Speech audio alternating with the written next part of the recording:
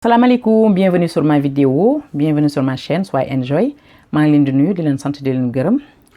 ci teewlo bi. Donc comme d'habitude olof laay commencé mujjee ci français bi. Donc tey li ma bëggoon a waxtaanee tey jii nii peut-être que dina am ñoo xam ne dina nekk sujet bu sensible ci ñoom maanaam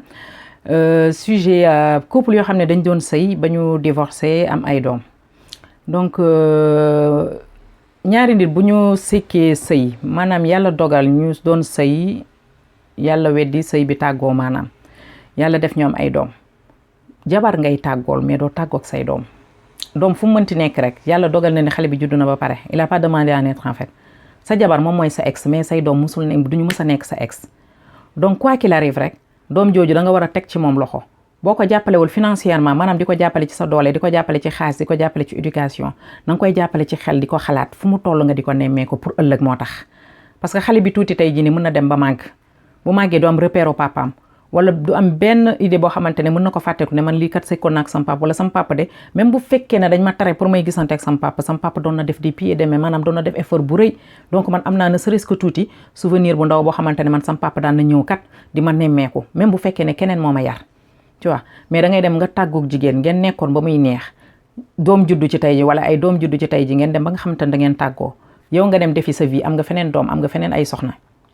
moom it yàlla dogal na dem na feneen am fa jëkkëram am fa yeneen doomam mais day mel ni moom rek moom moo jur doom bi souvent ça arrive nga bàyyi koog doom bi moom donc elle se débrouille toute seule. Am na nu muy demee tey jii nii ki mu sëyal moom mooy yar xale bi def ci moom éducation def ci moom yar def ci moom lépp te en général des fois ñooñu duñ ci bénéficier wu maanaam xale bi tey bu màggee papam bi ko jur wala ay mbokkam papam bi ko jur ñoo ñëw taxaw naan ñun de suñu doom la ñun de nii yàlla bu xale bi nag tey jii nii am lu mu mën a faj wala mu tekki. Comme ni olof Njaay ni wax rek lu sotti am borom donc c'est à éviter jabar la ñuy tàggool mais doom kenn du tàggoog moom encore une fois doom fu mu mënti toll ci àddina da nga ko war a nemmeeku ak lu muy neex muy naqari da nga war a nemmeeku sa doom parce que yaa ko jur cet enfant il a pas demandé à naître en gros waaw. Loolu nañ ci bàyyi xel bu bëri parce que souvent psychologiquement xale yi mën nañu jàpp loolu parce que xale bi mën na bañ a foog ne papam bëgg na ko gis yaayam moo ko xañ te souvent du demee noonu souvent dañuy divorcer rek bàyyi la ak doom jeeg yooyu noonu du ñu lijjanti wala temporairement. mooy ñi nga xam ne des fois dañuy nekk père yoo xam ne à mi-temps lay doon du noonu doom bi juddu na ba pare def leen seen kii rek waaw la vie continue ku nekk dem defi vie am mais xale bi moom dafa bokk ci seen vie à vie mun leen ci dara bu jàmm amee da ngeen di booloo bu naqar amee da ngeen di booloo ndax xale boobu yàlla boole na leen moom ba pare. mu aussi mu am benn affaire boo xam ne ñun tamit ñun jigéen ñi ñoo koy provoqué da ngay tàggoo góor ngeen jël xale yi teg ko ci digg bi mu bëgg gis ay doomam. ngay def des pieds et des mains du gis doomam nga jël guerre bi ba ko def ci doomam mais yow xale boobu ngay xañ papaam yaa ngi koy indil ay problème psychologique parce que tey bu fekkee papaam bëgg na gis nga koy tere muy dégg ngay wax ci papaam lu bon yaa ngi xas papaam yaa ngi koy saaga yaa ngi koy lu ne mais yow papa ji nga amal affaire amuloo affaire ak xale bi am na yoo xam ne dafa jar a éviter ndax xale yi ils ont rien demandé en fait. ku góor ki bu ñëwee mu ne moom dafa bëgg gis doomam même bu fekkee ne yow bëggoo ko gis parce que peut-être seen problème egg na foo xamante ne peu importe lu ngeen mën ci jote war nga mën a def effort nga bàyyi ko mu dem gis doomam pour ëllëg parce que ça fait du bien à cet enfant bi nga xamante ne tey papam mu ngi koy réclamer. Parce que des fois chance la am na jigéen ñoo xamante ne amuñu boobu chance dañuy tàggoo ak seen i borom kër ñu bàyyi leen ak xale yi fàtte leen yàlla tere il faut mu metti wala mu tàng jër wala bànneex ñëw tey ñuy takk kooku wala kenn di takk jabar wala dee am ci wala leneen ci la ñuy doog a xamaan ne ñii am nañu ay mbokk wala ay waajuram ñu ngi dund. Donc yow entre guillemets jigéen boobu boo amee la chance boo xamante ne yow ki nga sékkal doom mu ngi bëgg a réclamer doom mu ngi koy bëgg a toppatoo nga la bàyyi ko mu toppatoo ko digganteem la ak doomam yow sa diggante ak keneen la il faut savoir xam passer à autre chose mais bëgg jël xale yi teg leen ci digg bi naan da ngeen di guerre rek waaw parce que man ak moom nii ne ngeen bëgg ko xaj xale ils ont rien demandé.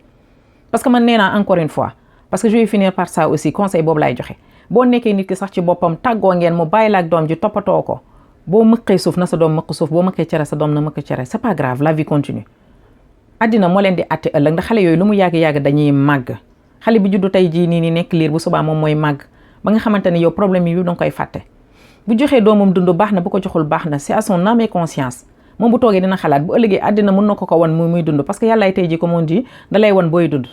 tu vois. Te xale yooyu tamit dinañ xam xale yi am nañu xel il faut pas oublier que xale yi dañ leen a jur rek mais fi mu ne nii surtout génération bi ñu toll nii ñun xëy na ñun liñ daan muñ naan dañuy maslaa dañuy truc mais génération bi ñu toll nii man ku leen ragal naa leen parce que dañuy jàpp te dañuy xàmmee xàmmee nañu waaw. Donc yenn problème yi jaru ko sa digganteeg sa ex en plus koo xam ne ex la donc ça veut dire que ne nit ki sax boo demee ba nga xamante ne sa relation jeex na sekkatu leen dara pour lui faciliter la chose danga koy wax ne carrément say doom la ñu boo leen bëggee gis nga gis leen donc yow tu es passé à autre chose mais boo bëggee jël xale yi nga jël leen teg leen seen diggante jël xale yi comme arme de guerre teg leen seen diggante duñ dem gisi seen papa parce que peut-être seen papa jox leen dund non non duñ dem gisi seen papa parce que seen papa ne nii na dafa takkaat jabar dugg na fii génn na fi bien sûr que des fois il y a des fois yoo xam ne ça se passe pas bien xale bi mën na di dem ci yaayu jiitleem xaw ma nuñ koy waxatee wala papa jiitam ça se passe pas bien mais ça n'empêche pas que bu problème yooyu amee dong nga mën a teg sa tànk nga ne man kat lii laa gis ñu koy def sama doom bu demee foofu wala ñu koy toroxal moom moo tax du ma nangu sama doom foofu dem foofu mais c'est pas une raison que nga jékki-jékki rek yow tu as décidé que yow sa doom warul dem ci papaam parce que nii parce que naa parce que yow la naqari woon ci papaam ba léegi digéré woo ko mu ngi lay metti donc moom nga koy xoolee toujours papa yi encore une fois les enfants ils sont pas demandés à naître loolu laa amoon loo xamante ne ci lay wax dañ koy fàttaliku ba pare tam ma ciy dellu tamit di jox benn conseil rek parce que xale yi suñuy doom lañu donc nañuy wax ak suñu doom yi ku ci bëgg a gis sa papa même bu fekkee ne toog nga pendant des années gisoo sa papa màgg nañu de ci waxtaan ak moom bu amee choix wu ne moom dafa bëgg a dem gis papaam encouragé ko ci digganteem la aussi toujours ak papaam yow daal nga neutre ci yow li nga xamante ne moom mooy sa devoir yow en tant que yaay def nga ko gis bëgg na dem gis papaam tu l'encouragé ay yàlle di éviter di wax ci kanamu xale bi lu nga xam ne moom nga sekkoon ak papaam wala lu bon affaire yooyu loolu yëpp amul benn importance parce que psychologiquement day nekk ci bopp xale bi donc c'est pas important voilà te tamit yéen yaay yi nga xamante ne nii da ngeen di jël seen doomu ex yi seen doomu maanaam ki nga xam ne dafa tàggoo doomam ñëw vacances wala mu ñëw di seet si papaam ngeen jël ko def ko wujj yéen ngi def erreur bu rëy gis nga loolu bor la rek boo ko leblee tey jii nii bu subaa ñu fay ko sa doom ah oui da nga koy leble tey bu subaa ñu fay ko sa doom rek nag moo fi am parce que bu fekkee ne yow da ngaa jur ba pare ñun di la doomu jàmbur nga koy maltraité parce que yow yaa ngi koy xoolee yaayam li mu sekkoon ak papaam ak yooyu noonu c'est du passé mais yow mënoo muñ xale bi mënoo koo digérer nga di ko mbugal di ko torox gis nga bu ëllëgee dinañ la ko fay sa doom wala ñoo ñu fay la ko ngay dund il faut savoir démystifier de leen séparer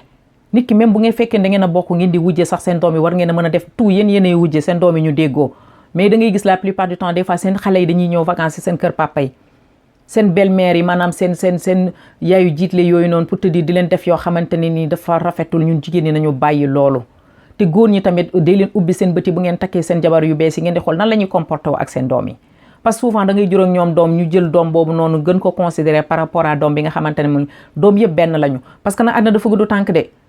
àddina dafa gudd tànk am na doom yoo xamante ne